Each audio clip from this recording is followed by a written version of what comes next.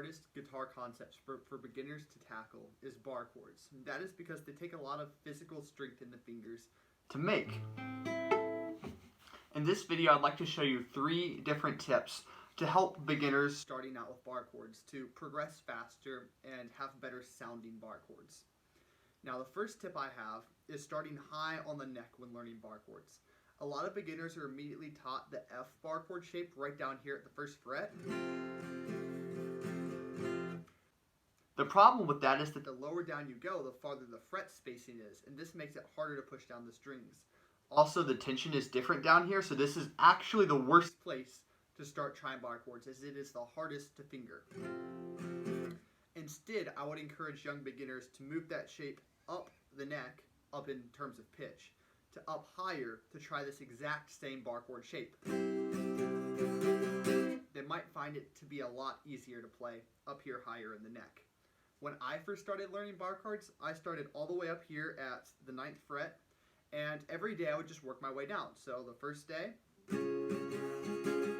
I was playing 9th fret. The next day I would play 8th fret, and so on until I eventually am able to play down here. The second tip I have talks about the finger, specifically the first finger. Almost every bar chord shape uses the first finger to bar across the frets.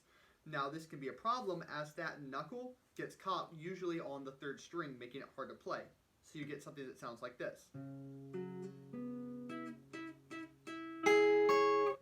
The best way to combat this issue is to roll your finger backwards. Roll your finger backwards when playing this bar chord, or forward. I usually roll backwards though, so that the bony part of your finger lies right on that 3rd string. This combats the issue and helps you to play a cleaner sounding bar chord. Now let's move on to the 3rd tip I have regarding bar chords, and that is to start with partial bar chord shapes. An example of this would be this F bar chord shape.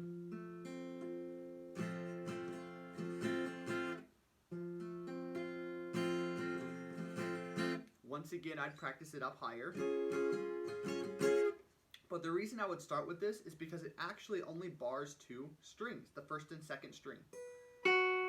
Then you put your other fingers on, your 2nd and 3rd fingers on in these locations. You can practice moving around these shapes just as you would practice moving around a bar chord shape.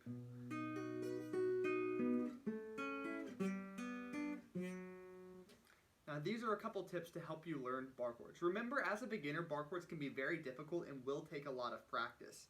A lot of it just has to do with finger strength and building up the right calluses. I still really recommend working on your bar chords because once you've unlocked this skill, it will take you all over the fretboard. Another nice thing to remember about bar chords is they are all movable. That means if you can play a bar chord here in the F position, it will make another chord when you move it up. Let's say I move it up 2 frets to this 3rd fret position. Now that is a G bar chord. Move it up 2 more and it's an A. If you want to go in between those, say the 4th fret, you're getting now. In conclusion, remember that bar chords take practice. An A flat or a G sharp bar chord, you should be able to learn them a lot faster. Roll your finger bar chords very handy, especially when higher up, and even practice some partial bar chords, as you have many different chords. All help you learn this new concept a lot faster.